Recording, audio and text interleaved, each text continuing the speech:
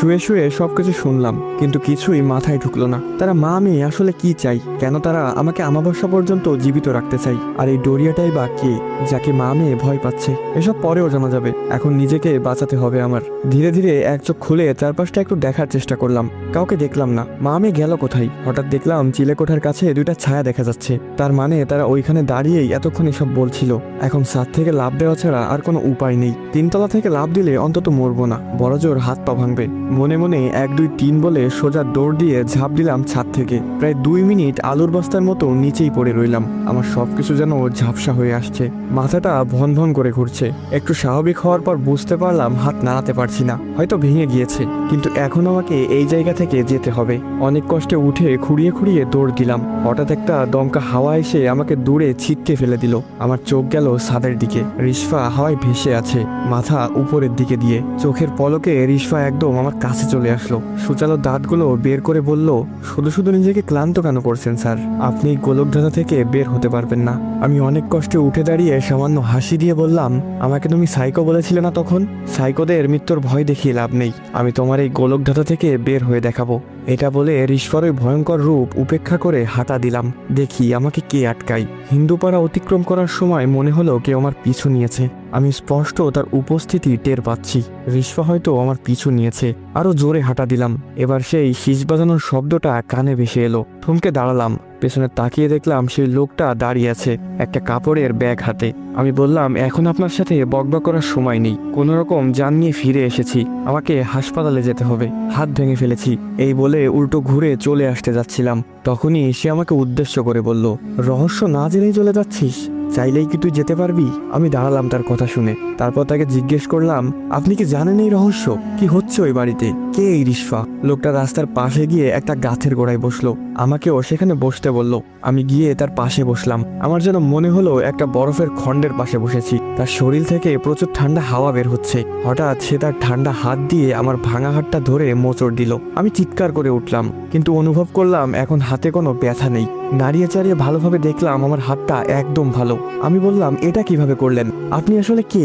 সে কথা এড়িয়ে বলতে শুরু করলো, রিশফা ছিল খুবই সাধারণ একটা মেয়ে, খুব চঞ্চল প্রকৃতির, হাসি খুশি থাকতো সবসময়। প্রতিদিন এদিক দিয়ে স্কুলে যেত এবং স্কুল থেকে সোজা বাসায় চলে আসতো। কোনো রকম বাজে আড্ডায় নিজেকে জড়াতো না। কিন্তু হঠাৎ করে একদিন রিশফা নিখোঁজ হয়ে যায়। সবাই তাকে পাগলের মতো খুঁজলো, কোথাও রিশফাকে খুঁজে পাওয়া গেল না।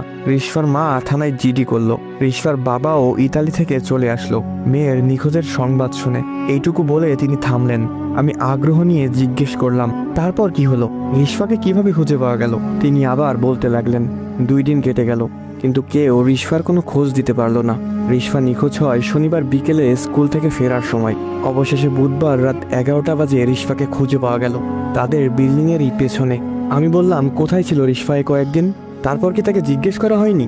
লোকটা একটা অদ্ভুত হাসি দিয়ে বলল, মৃত মানুষকে জিজ্ঞেস করে কি উত্তর পাওয়া যাবে? আমি অনেকটা অবাক হয়ে জিজ্ঞেস করলাম, মৃত মানুষ মানে? সেদিন কি রিশফার লাশ পাওয়া গেছিল? হ্যাঁ, হাত পা মুখ বাঁধা অবস্থায় বিল্ডিংয়ের পেছনের নালার মাঝে রিশফার লাশ ভেসে উঠেছিল। পুলিশ এসে লাশ নিয়ে গেল পোস্টম্যাডামের জন্য। রিশফার বাবা আদরের মেয়েকে হারিয়ে হাও মাও করে কেঁদেছিল। রিশফার বাবার কান্না দেখে সেদিন কেউ তার চোখের পানি আটকে রাখতে পারেনি। এত সুন্দর একটা ফুটফুটে মেয়ের এমন রহস্যময় মৃত্যু কেউ মেনে নিতে পারছিল না। কিন্তু রিশফার মা একটুও কাঁদেনি সেদিন। সবাই ভেবেছিল মেয়ের শোকে পাথর হয়ে গিয়েছে। রিশফাকে এনে দাফন কাফন করানো হলো। প্রায় কয়েকদিন তদন্ত চলল, কিন্তু পুলিশ রিশফার মারা যাওয়ার কোনো ক্লু খুঁজে পেল না।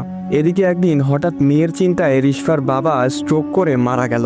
রিশফাদের পরিবারটা একদম এলোমেলো হয়ে গেল। স্বামী ও মেয়ে হারানোই রিশফার মা দিন দিন কেমন যেন হয়ে গেল। হঠাৎ রিশফার মাও একদিন উধাও হয়ে গেল গ্রাম থেকে। প্রতিবেশীরা অনেক খুঁজেও তাকে পায়নি। তারপর কেটে গেল 4 মাস। হঠাৎ একদিন রিশফার মা গ্রামে ফিরে এলো। সবাই তাকে দেখে অনেক খুশি হলো। জিজ্ঞেস করলো, এতদিন কোথায় ছিল, কি করছিল? রিশফার মা কারো কথায় কোনো জবাব দিল না। সেই যে এসে বাসায় প্রবেশ করেছে, সেই দিন থেকে আর কোনোদিন সে বাসা থেকে বের হয়নি। প্রতিবেশীরা মাঝে মাঝে তাকে শুধু রাতের বেলায় ছাদে দেখতে পেত। আমি বললাম, রিশফা যদি মারা গিয়ে থাকে তাহলে সে কে, যে এখন রিশফার মায়ের সাথে আছে? আর রিশফার মা এতদিন কোথায় হারিয়ে গিয়েছিল। এবার সে আমার কানের কাছে এসে ফিসফিস করে বলল, ব্ল্যাক ম্যাজিক। আমি বললাম, মানে? রিশফার মা রিশফাকে ফিরিয়ে আনতে এতদিন নিখোঁজ ছিল। সে আবার বলল সে এমন কারো কাছে গিয়েছিল যে তার মেয়েকে ফিরিয়ে দিতে পারবে। এর বিনিময়ে অবশ্য তাকে একটা ভয়ঙ্কর শর্ত দেওয়া হয়েছিল। রিশফার মা তার মেয়েকে ফিরিয়ে আনতে সবকিছু করার জন্য প্রস্তুত ছিল। শর্তটা ছিল প্রতি আমাবস্যায় একজন যুবক বলি দিতে হবে তাকে উদ্দেশ্য করে। আমি বললাম, কাকে উদ্দেশ্য করে? রিশফার মা কার কাছে গিয়েছিল? লোকটা ভয়ঙ্কর একটা হাসি দিয়ে বলল, ডোরিয়া নামের এক ভয়ঙ্কর সত্তার কাছে গিয়েছিল সে। ডোরিয়া সাধারণ কেউ নয়, রক্তচোষা পিশাচদের সর্দার সে। এবং রিশফার মা তার শর্তে রাজি হয়েছিল। ডোরিয়া রিশফাকে ফিরিয়ে এনেছে। সেই থেকে প্রতি আমাবস্যাতে একজন করে যুবক ডোরিয়াকে উৎসর্গ করতে হয়। এই আমাবস্যায় তুই উৎসর্গ হইবি, আর এজন্যই এত আয়োজন। তুই যত চেষ্টাই করিস না কেন, মরতে তোকে হবেই। আমি হতাশাগ্রস্ত চেহারায় জিজ্ঞেস করলাম, রিশফা কিভাবে মারা গিয়েছিল সেদিন? আর আমার কি কোনো পথ নেই এ থেকে বাঁচার? লোকটা আমার হাঁটুতে ভর দিয়ে উঠে দাঁড়িয়ে বলল, আজকে অনেক জেনে ফেলেছিস, বাকিটা না হয় মরার আগেই জানবি। আপনি এত কিছু কিভাবে জানেন? আপনি কে? লোকটা আমার মুখের কাছে এসে ঠান্ডা নিঃশ্বাস ছাড়তে ছাড়তে বলল, আমি ডোরিয়া। আসসালামু আলাইকুম গাইস, কেমন আছেন সবাই? আশা করি সকলে খুবই ভালো আছেন।